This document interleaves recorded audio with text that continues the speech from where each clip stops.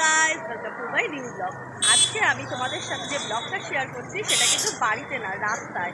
হ্যাঁ, তোমরা দেখে বুঝতেই পারছো একদম অচেনা জায়গায় আমি এসেছি আমার মাসির শাশুড়ির বাড়িতে।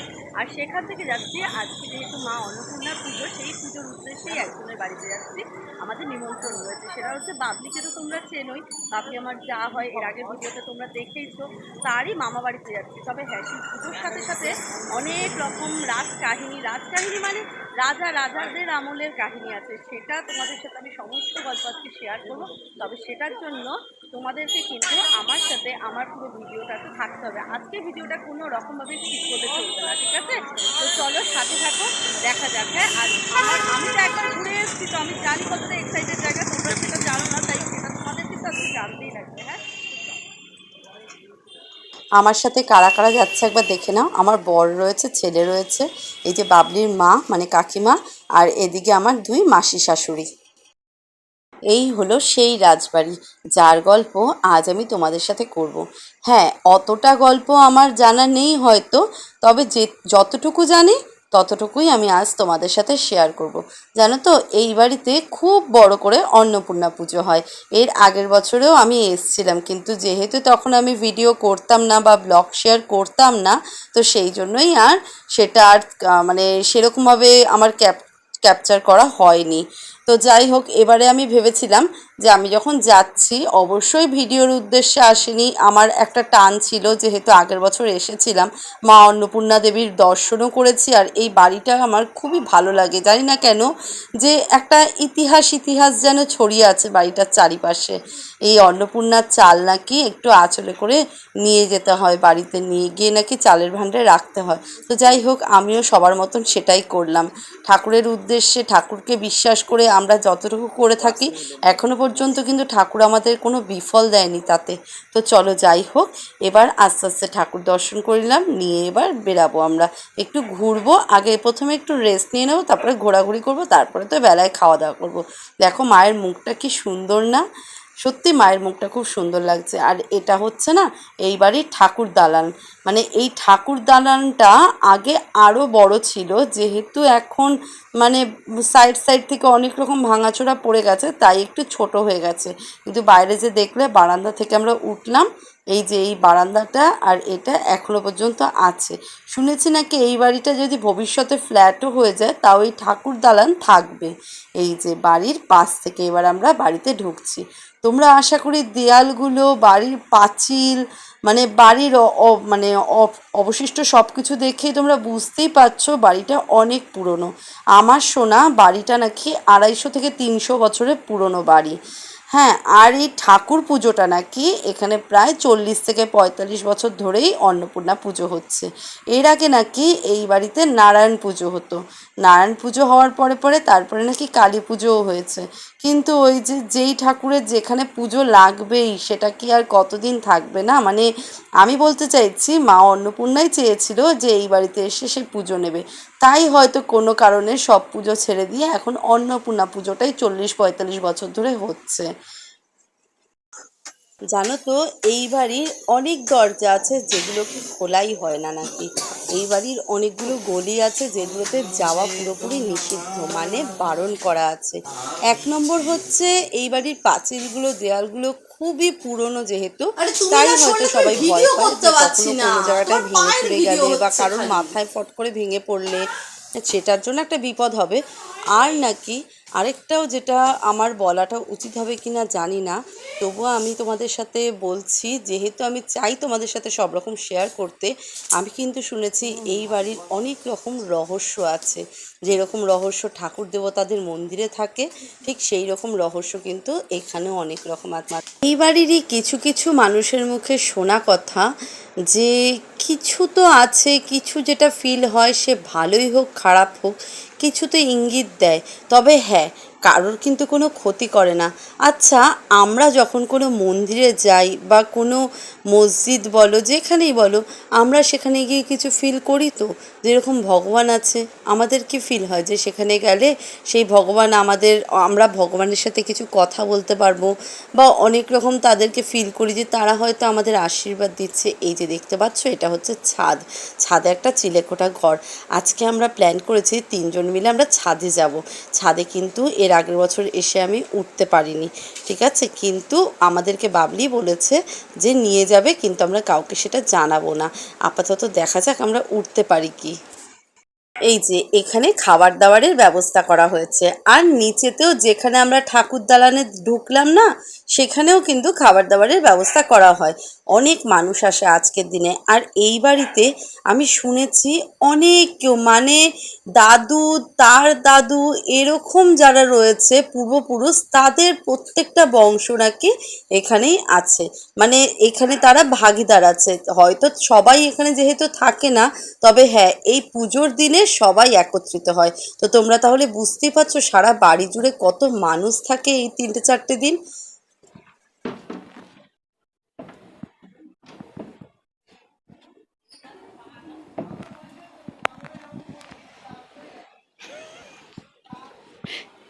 আস্তে আস্তে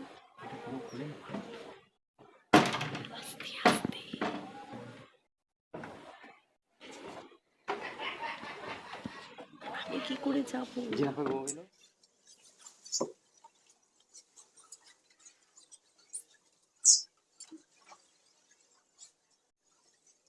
ওর ভিডিওটা ক্যান্সেল হয়ে গেছে।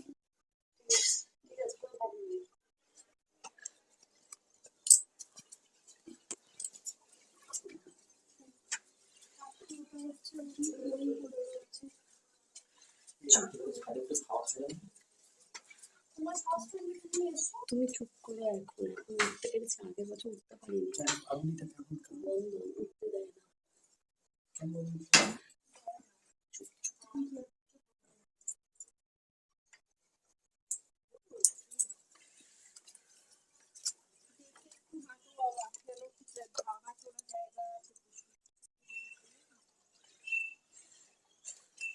তোমরা একটা জিনিস লক্ষ্য করলে, যখন আমরা সিঁড়ির দরজাটা দিয়ে ঢুকছিলাম, তখন একদম খুলছিলই না, মানে কোনো রকম চেপে চুপে ঢুকেছি। আর দেখো, এতটাও তো রোগা শরীর না যে স্মুথলি ঢুকতে পারবো, তবে হ্যাঁ চেষ্টা করেছি ঢুকতে, কারণ ওই যে ভেবেছি যে ছাদে উঠবই। তবে একটা জিনিস তোমাদেরকে বলি, আমরা যখন ছাদ থেকে নেমে চলে এসেছিলাম, তারপরে আমরা কিছুক্ষণ ঘোরার পরে জানো কি লক্ষ্য করলাম? ছাদের দরজাটা পুরো খোলা। জানি না কিভাবে খুললো, কি ব্যাপার, হয়তো আটকে ছিল কোনো রকমভাবে, নাকি কোনো রকম রহস্য আছে এটাতে, এটাও হতে পারে। তো যাই হোক, আমি জাস্ট এটা কিন্তু নর্মাল বললাম, তোমরা কিন্তু আবার ভয় পেয়েও যেও না। আমি পরিচিত আমি জানতাম।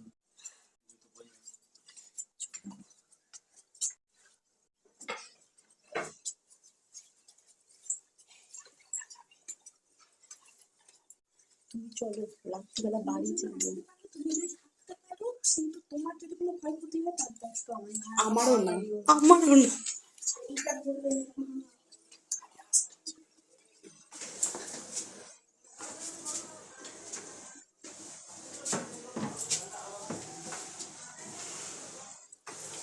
আচ্ছা, দরজাটাতে কি প্রবলেম? এই আমাকে আগে বেরাতে দাও, আমাকে আগে বেরাতে দাও গো। এরকম দরজা আমার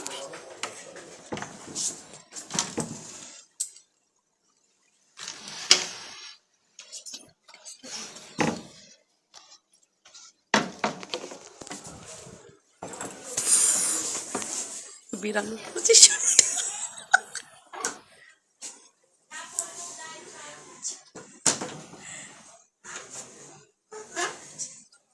চলো চলো।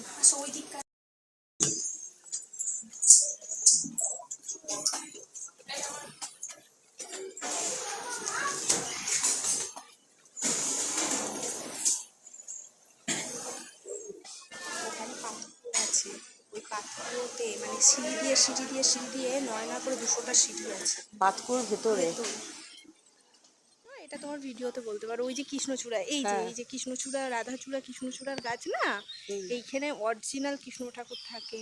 মানে যখন এখানে মাঠ মতো ছিল, মানে দুটো ছেলে মেয়েকে খেলতে দেখা গেছে আগে হ্যাঁ, আবার দেখে আবার গাছের মধ্যে মিলিয়ে যায়। মানে এটা হচ্ছে যখন এই মাঠটা তোমাদের বাড়ির সাথে অ্যাটাচমেন্ট ছিল তখন এই গল্পটা ছিল।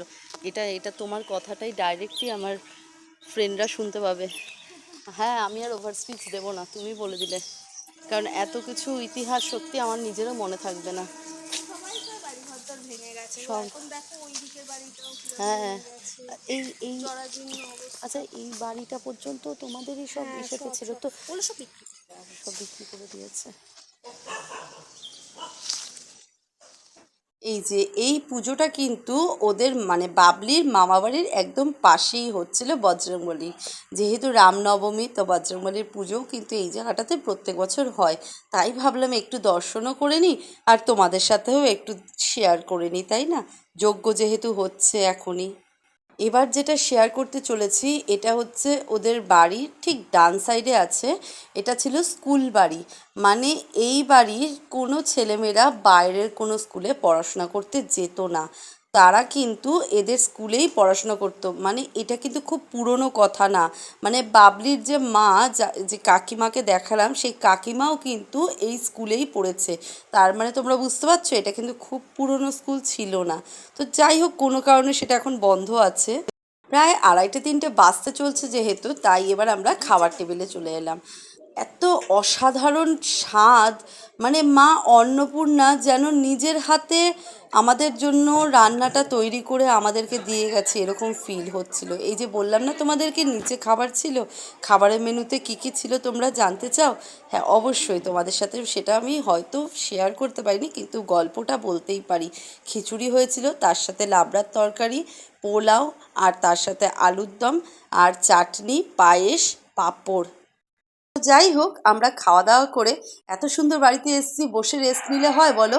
এই বাড়িরই আরেক সাইডে একটা পুকুর ছিল, সেখানে ঘুরতে এসে দেখতে পেলাম, দেখো বাবুই পাখির বাসা করে বসে আছে। জানি না তোমাদেরকে ঠিকঠাক আমি ক্যামেরাতে ক্যাপচার করে দেখাতে পারলাম কিনা, একটু ভালো করে লক্ষ্য করলে দেখতে পাবে। এইটা হলো ব্রহ্মাতলা, মানে ব্রহ্মার মন্দির। এটা কিন্তু বাবলিদের মামাবাড়ির সাথেই অ্যাটাচ। মানে এই মন্দিরে, ব্রহ্মা মন্দিরে যখন মানে পুজোর সময় তখন ধুমধাম করে পুজো হয়।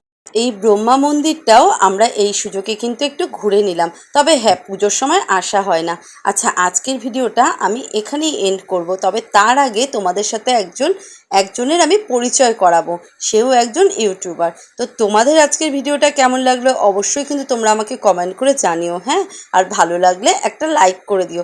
তবে হ্যাঁ, যদি চাও একটা শেয়ারও করতে পারো, কারণ এটা একদম ঐতিহ্যময় একটা রাজবাড়ির গল্প। আরেকজন ইউটিউবার তোমাদের সাথে পরিচয় করাচ্ছি, তোমরা চেনো রিনা ঘোষ ম্যাজিক রেসিপি, দেখেছো নিশ্চয়ই তোমরা। দারুণ দারুণ রান্না কিন্তু শেয়ার করে। আমি নিজে ফলোয়ার্স ফ্যান, আমি নিজে ফ্যান রিনা ঘোষ ম্যাজিক রেসিপির। আমার মানে রিলেটিভের মধ্যে এটা হচ্ছে বাবলির মাসি হয়, কিন্তু তাছাড়াও তার আগে থেকে আমি দেখি, অনেক পুরনো, প্রায় 1 বছরের পুরনো না। হ্যাঁ, তবে আমার মতনই অল্প অল্প করে গড়ে তুলছে নিজের চ্যানেলটাকে আস্তে আস্তে করে। তো আমার তরফ থেকে আরেকটা রিকোয়েস্ট যে তোমরাও সাপোর্ট করো। মাসি দারুণ দারুণ রান্না করে। আর হ্যাঁ, মাসি শুধু সাবস্ক্রাইবের জন্য না, তোমরা যদি নিজেরাও মাসির রান্না দেখো, তোমরা নিজেরাও অনেক কিছু শিখতে পারবে, অনেক কিছু শেখার থাকে মাসির রান্না থেকে কিন্তু। হ্যাঁ, তো যাই হোক, তোমরা হয়তো ভাবছো যে আমি এটা প্রমোশনে করছি, কারণ না, প্রমোশন না, সত্যি মন থেকে বলছি। তোমরা একবার নিজেরাও ফলো করে দেখতে পারো। ফলো করে তোমাদের ভালো লাগলে তারপরে তোমরা লাইক করো, কমেন্ট করো, সাবস্ক্রাইব করো, বাট একবার রিনা ঘোষ ম্যাজিক রেসিপি রান্না কিন্তু তোমরাও দেখো।